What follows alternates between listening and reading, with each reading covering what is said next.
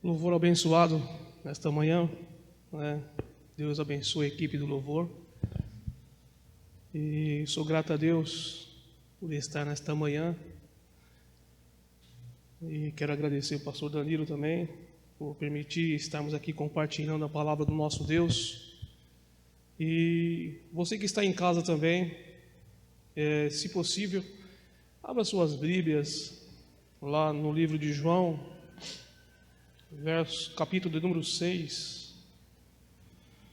Nós vamos estar lendo do 1 ao 15 e trazendo alguns temas nesta manhã, né, sobre o sinal, que significa o milagre, o objetivo do sinal e o que ele representa para nós, esse sinal. Todos já sabem que foi ali a multiplicações dos pães que Jesus fez ali no deserto.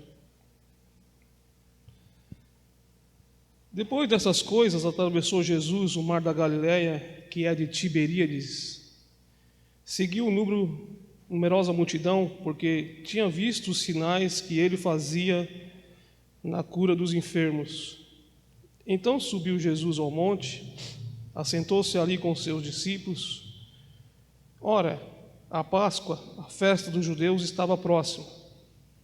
Então Jesus, erguendo os olhos e vendo que grande multidão vinha ter com ele, disse a Felipe: onde compraremos pães para dar de comer? Mas dizia isso para experimentar, porque ele bem sabia o que estava para fazer.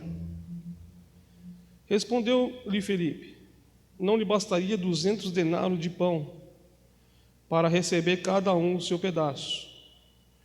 Um de seus discípulos, chamado André, irmão de Simão Pedro, informou a Jesus: está aí um rapaz que tem 5 pães de cevada e 2 peixinhos.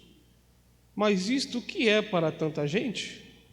Disse-lhe Jesus: fazei o povo assentar-se, pois havia naquele lugar muita relva.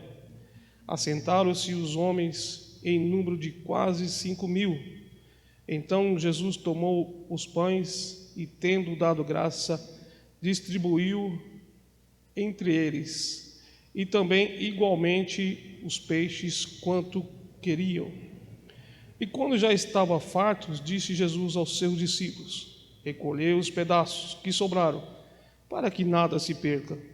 Assim, pois, o fizeram, e encheram 12 cestos de pedaços dos 5 pães de cevada que sobraram que havia comido. Vendo, pois, os homens o sinal que Jesus fizera, disseram: este é verdadeiramente o profeta que devia vir ao mundo. Sabendo, pois, Jesus que estava para vir, com o intuito de arrebatá-lo para proclamar rei, retirou-se novamente para o monte.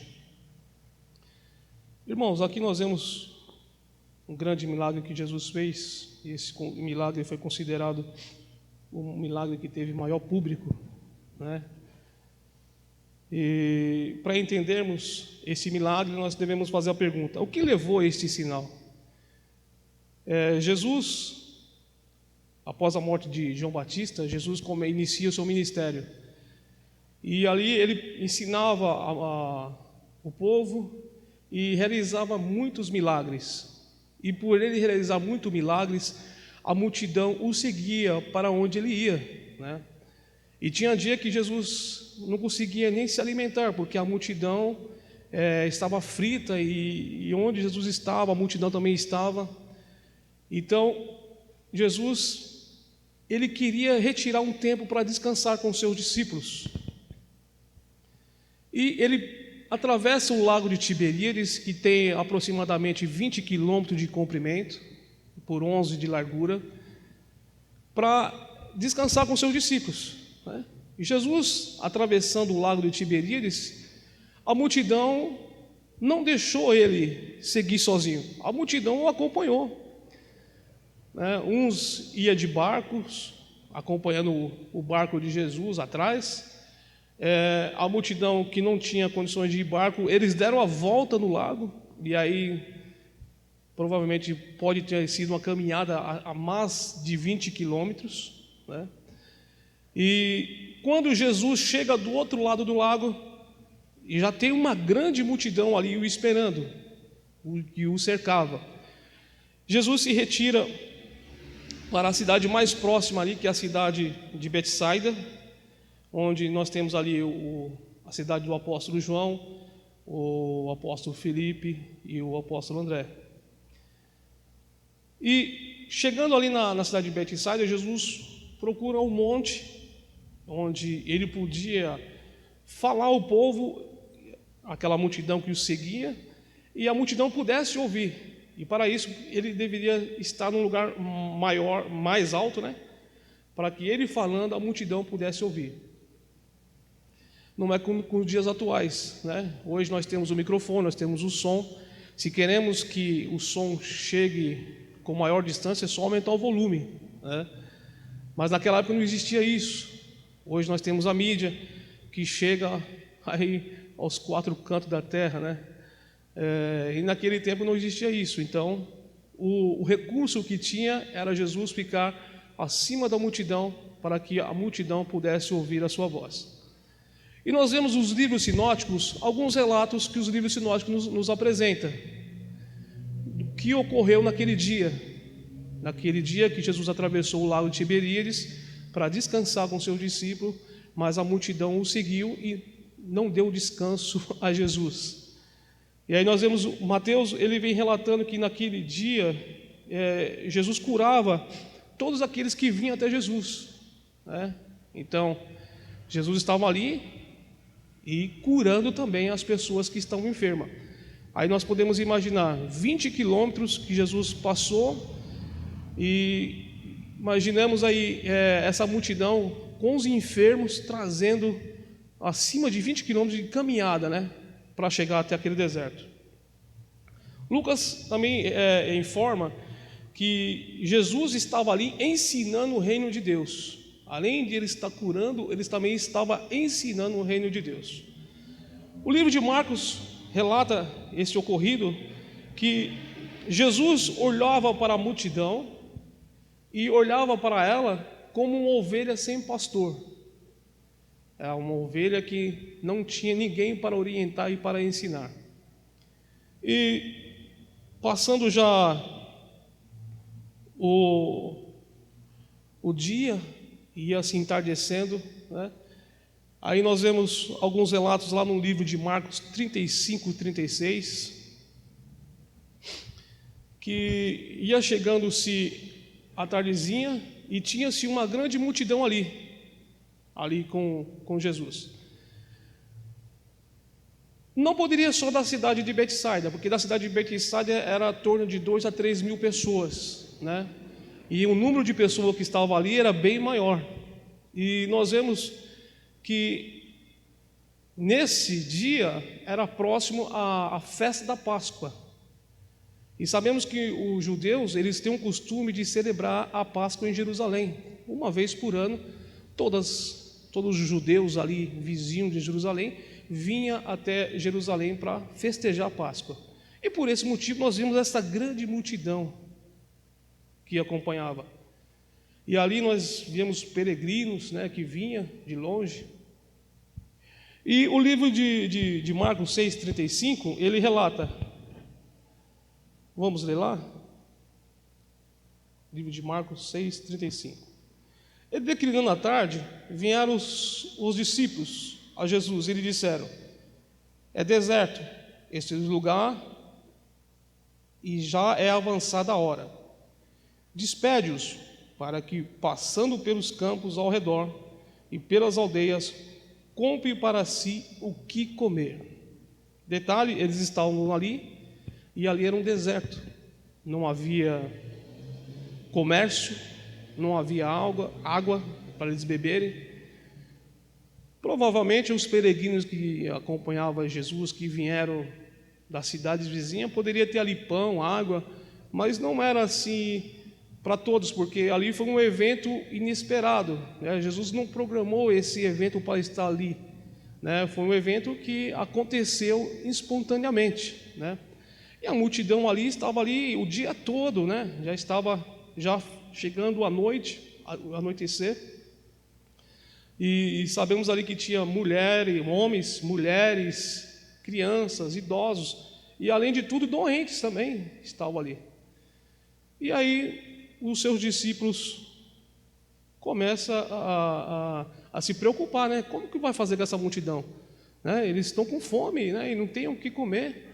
E se reúne aqui, nós vemos que o Marcos relata que eles se reúnem e no verso de número 36, despede para que, passando pelo comércio, eles possam comprar alimentos, né? Se ficar muito tarde, o comércio vai fechar, né? E como que vai fazer, né? E Jesus faz uma pergunta a Filipe. Filipe ele era morador de Betsaida. Era a pessoa mais correta e certa para orientar Jesus onde comprar pão, né? Aí nós vemos lá no capítulo 6 e verso de número 5, dizendo assim: então Jesus, erguendo os olhos e vendo aquela grande multidão vinha ter com ele, disse a Filipe: onde compraremos pães para dar a comer? Aí o verso 6: mas dizia isto para experimentar, porque ele bem sabia o que estava para acontecer. Daí Filipe vai fazer as contas, né? E fala assim: Senhor, os nossos recursos que nós temos aqui, nós não conseguiremos comprar pão para tanta gente, né? Para essa grande multidão. O recurso que nós temos aqui é insuficiente. Nós precisaríamos de 200 moedas de denário para comprar pão e alimentar esse povo. Isso para dar só um pedacinho de pão para eles, né? E logo em seguida vem André, né? André, no verso de número 9, diz assim: está aí um rapaz que tem 5 pães de cevada e 2 peixinhos. Mas isto que é para tanta gente? Eram, irmãos, aproximadamente 5.000 homens, né? Aí a Bíblia não relata sobre as mulheres e sobre as crianças, e sobre os idosos também. Mas alguns estudiosos dizem que é aproximadamente 20.000 pessoas, né? E aí a pergunta é: como que Filipe ia comprar 20.000 pães? E diz o texto que já era a hora avançada, já era quase noite. Imaginemos aí, irmãos, nos dias atuais, chegar numa padaria ou num supermercado e pedir 20.000 pães. É uma coisa impossível de se realizar, uma coisa impossível de acontecer. Precisaria que uma antecedência, uma programação para que pudesse chegar a esse número, né?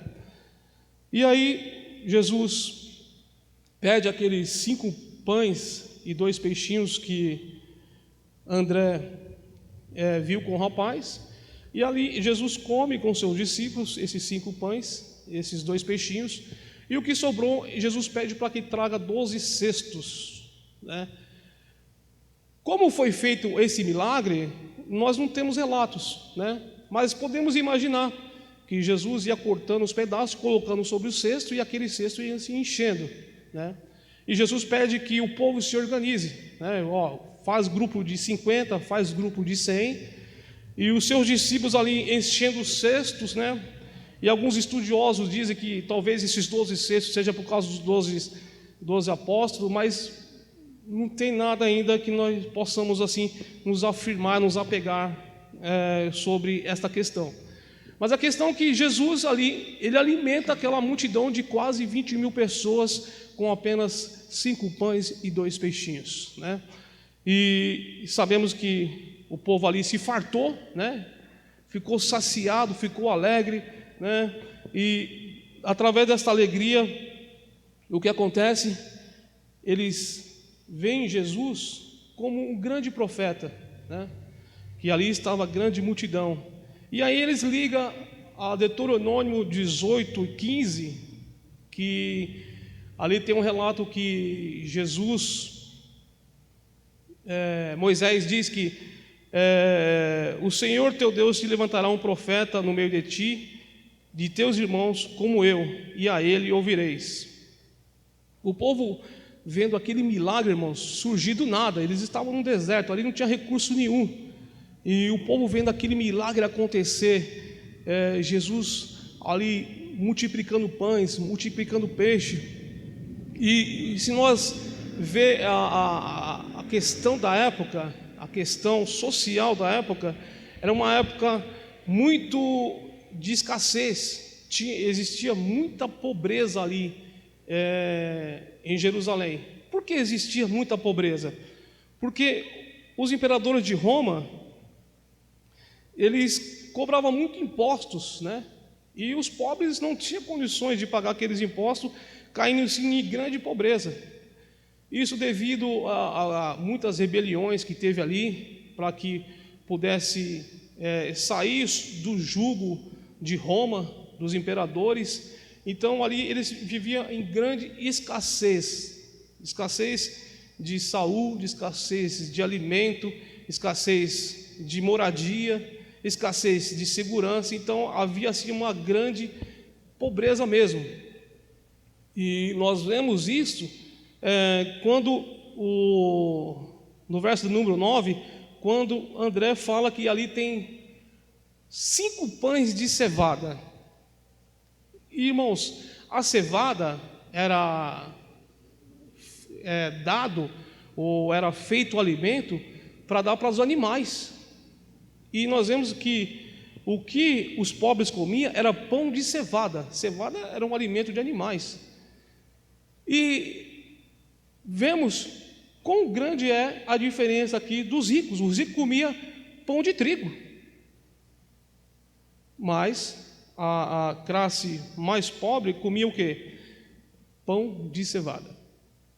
E aí nós vemos que, por eles não ter ali um poder político, uma liberdade política, uma liberdade de expressão, na realidade eles estavam sendo considerados como escravos.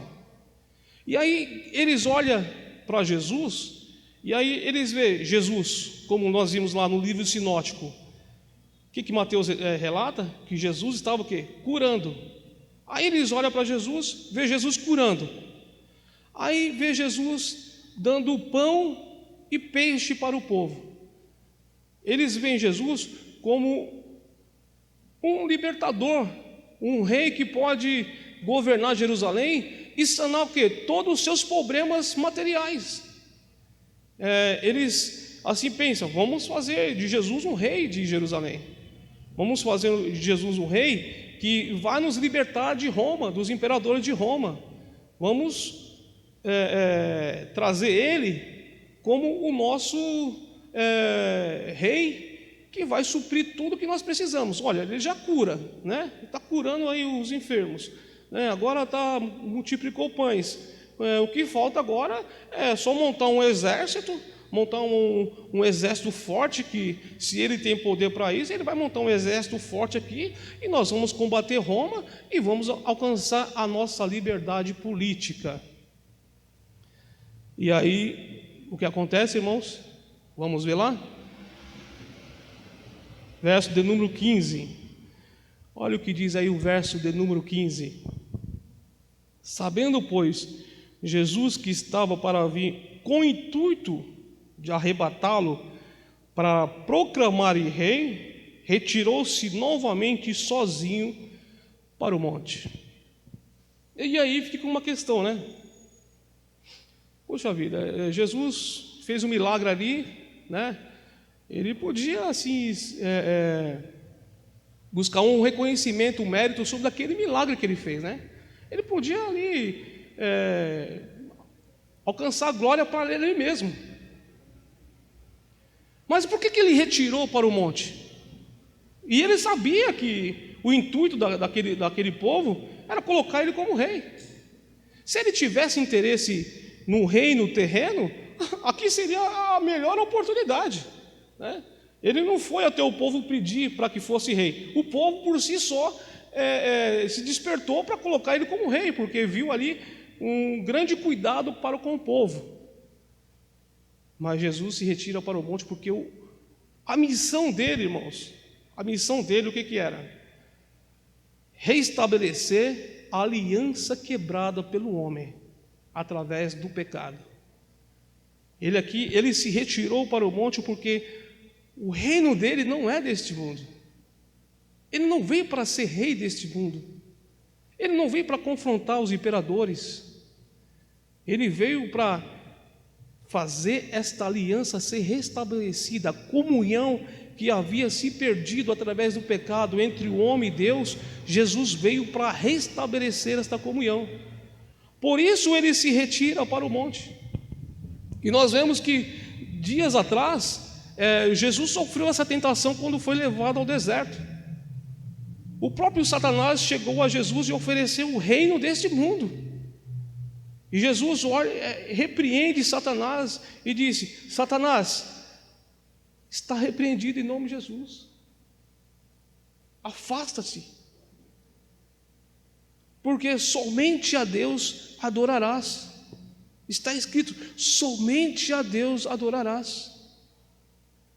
E nós vemos que a missão de Jesus era essa. Por isso ele se afasta da multidão, ele se afasta do povo. Porque o povo queria um reino político. O povo queria ser uma nação forte como Roma. O povo queria que Jerusalém fosse como Roma, que dominasse o mundo, que trouxesse riquezas materiais. E Jesus se retira para o monte. E aí nós vemos logo em seguida que Jesus anda sobre o mar. Mas uma grande questão que fica nesse texto, uma das grandes questões que fica nesse texto, é que Jesus não é indiferente com a necessidade humana. Jesus estava cansado. Como nós vemos aqui no começo, Jesus estava cansado. Ele ia se retirar para um descanso com os seus discípulos, porque ele já estava esgotado. E quando ele vê aquela multidão, ele se move de compaixão e continua curando, continua ensinando e continua orientando. Nós vemos aí uma grande compaixão de Deus para com o ser humano. E no versos 26 e 27,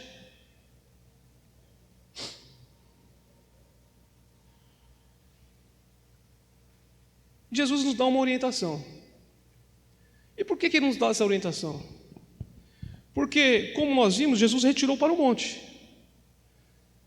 Mas porque o povo não entendeu a missão de Deus. O povo estava ali porque ele curava e porque dava alimento. Ele não estava ali porque Jesus é o Filho de Deus. Eles não reconheceram que Jesus era o Filho de Deus. Eles não reconheceram que Jesus tinha um poder a mais. Tinha algo a mais em Jesus. E Jesus queria que eles vissem isso através desse sinal. Mas o povo não conseguiu entender isso. E ia até Jesus pelo favor de um milagre, mas não queria saber quem era Jesus. Queria ser abençoado, mas não queria o abençoador.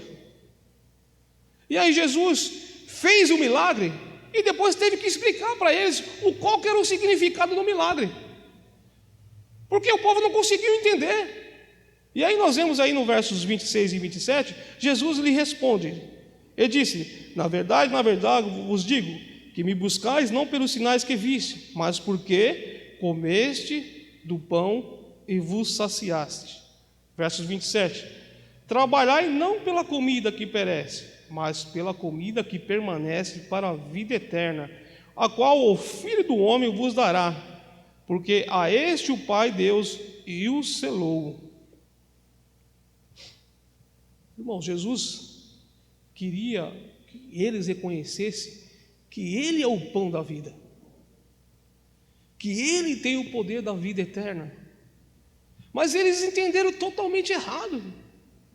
E uma das observações que nós temos que trazer à luz desse texto Nós estamos vivendo dias parecidos, dias de angústia, dias de sofrimento, e alguns milagres acontecem, mas nós não conseguimos interpretar esse milagre. Nós não conseguimos deduzir esse milagre, porque Jesus fez o milagre para que eles reconhecessem que ele era Deus. Nós trazemos para nós hoje quantos milagres Deus já realizou na nossa vida, quantos milagres Deus já fez na nossa vida, quantos sinais Deus já realizou, coisas talvez que pareciam impossíveis, como essa multiplicação dos pães, mas nós deixamos passar desapercebido, preocupado com a situação material que nós vivemos.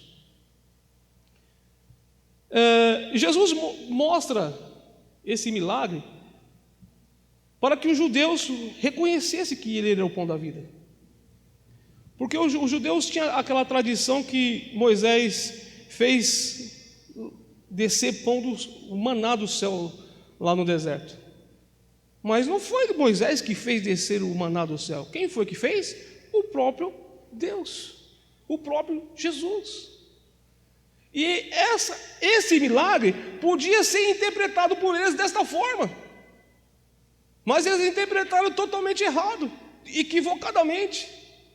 Eles queriam, Jesus veio para mostrar para eles que ele é o verdadeiro pão descido do céu.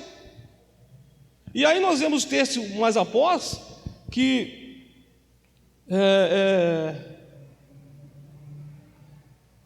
verso do número 26, aliás, 29. Respondeu-lhe Jesus: a obra de Deus é esta, que creais que naquele por ele foi enviado. E então disseram eles: que sinal fazes para que vejamos e creiamos em ti? Quais são os teus feitos? Irmãos, Jesus tinha acabado de realizar o milagre. E aí eles questionam: mas Moisés fez isso lá no deserto. Maná do céu desceu lá no deserto. Ao invés de eles reconhecerem que Jesus é esse pão da vida que desceu do céu, eles começam a questionar Jesus. E aí vem a dura resposta de Jesus: na verdade vos digo que me buscais não pelos sinais que vistes, mas porque comeste o pão saciado. Trabalhai pela comida que perece, pela comida que permanece para a vida eterna, ao qual o Filho do Homem vos dará, porque o Pai, o Deus, o selou. O verdadeiro pão, irmão, que desceu do céu, quem sacia desse pão da vida eterna, não torna a ter mais fome. Sabe por que não torna a ter mais fome? Porque Deus está falando aqui de vida espiritual. Quem se alimenta de Jesus, irmãos, ele se sacia a sua fome, sacia o que? A sua necessidade, sacia o que? As suas dúvidas. E nós vemos que Jesus faz uma pergunta muito convincente aqui, e muito, como podemos dizer, muito objetiva para Felipe. Voltamos lá para o verso de número 5, verso de número 5 do capítulo 6.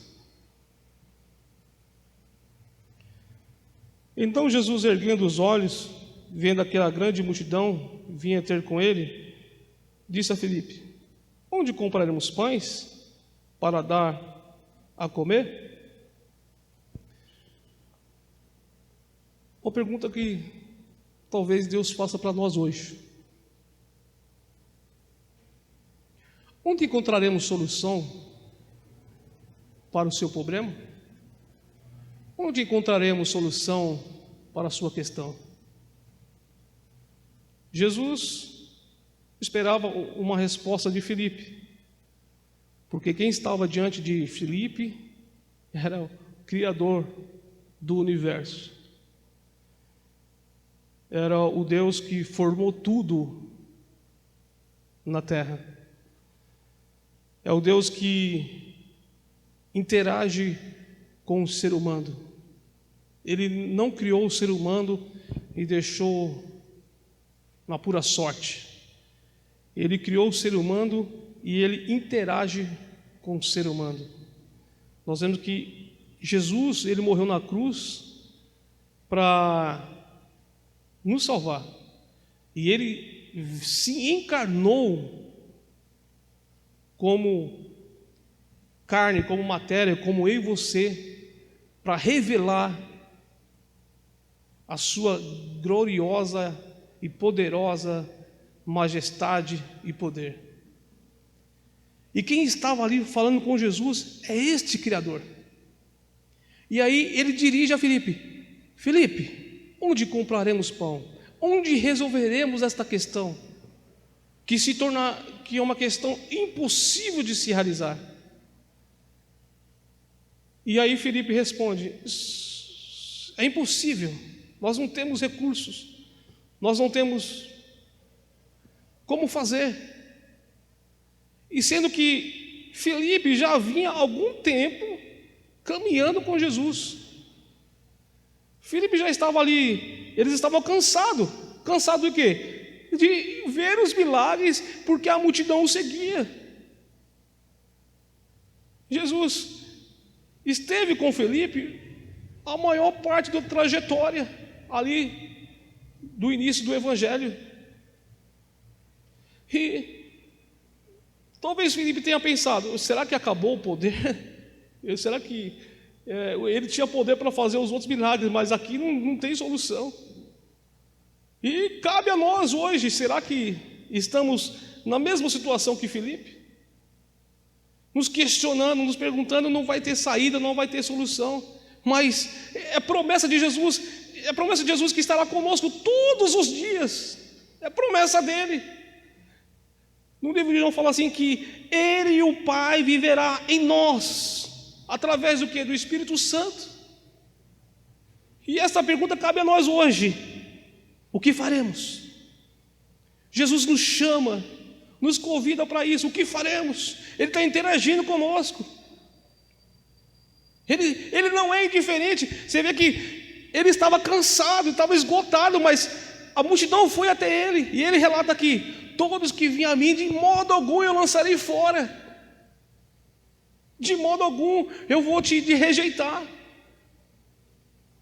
Jesus podia dizer: eu estou cansado, eu estou esgotado. Não, despede a multidão, como o conselho aqui e Marcos relata: despede a multidão, faz cada um para as suas casas, buscar alimento em outro lugar. Não, mas Jesus, ele atende a todos,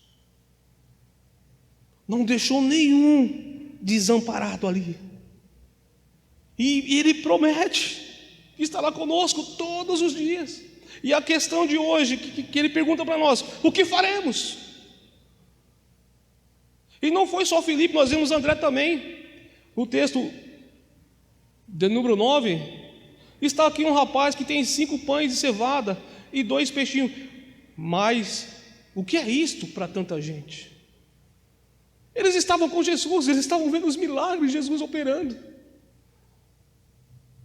E nós vemos ali uma incredulidade nos 2 discípulos. E nós hoje somos discípulos de Jesus, porque nós seguimos a Ele.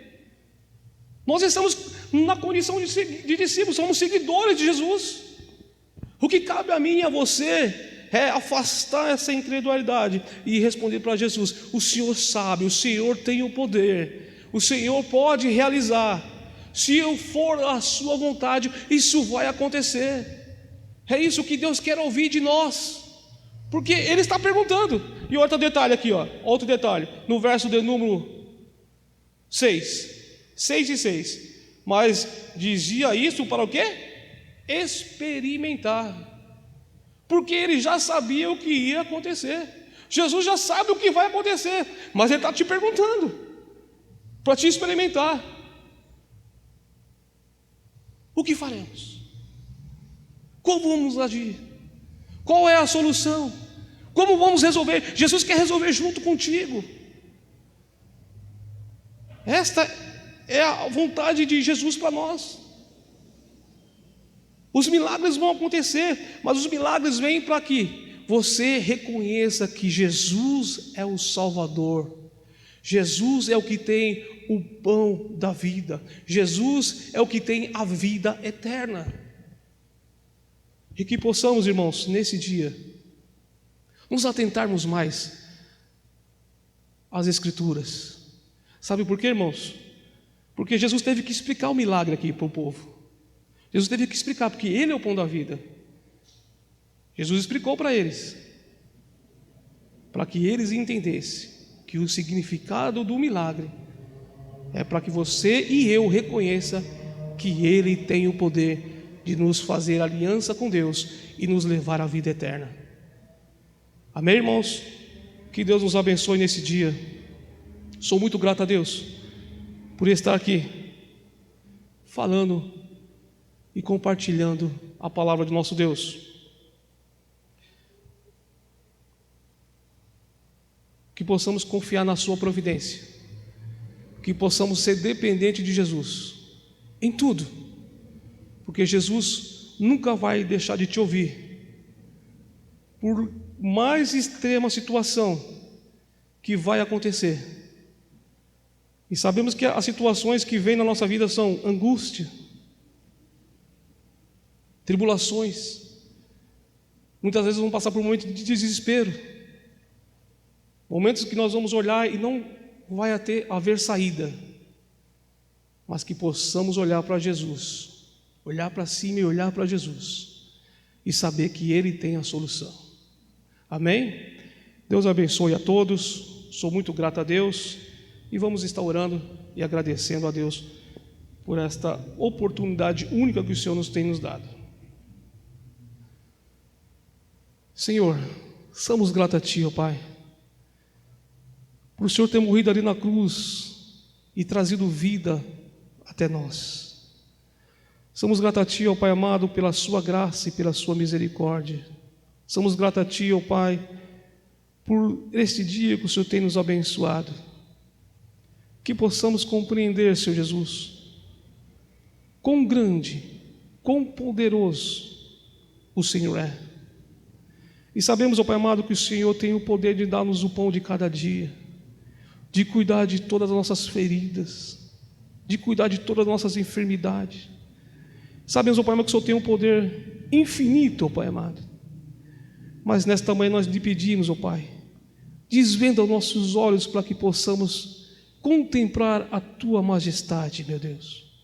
E que nosso objetivo, Senhor Jesus, seja alcançar a vida eterna, a qual a Sua missão foi esta, meu Deus, nos garantir a vida eterna em Ti, ó Pai. Nos leva, meu Pai amado, a ter este encontro. Nos leva, Senhor Jesus, a permanecermos firmes, ó Pai. Pai, que a Tua palavra seja como semente, meu Deus, que cresça sobre nossos corações e ela possa florescer segundo a Sua vontade, Senhor. Nós somos gratos a Ti e Te agradecemos, em nome de Jesus. Amém.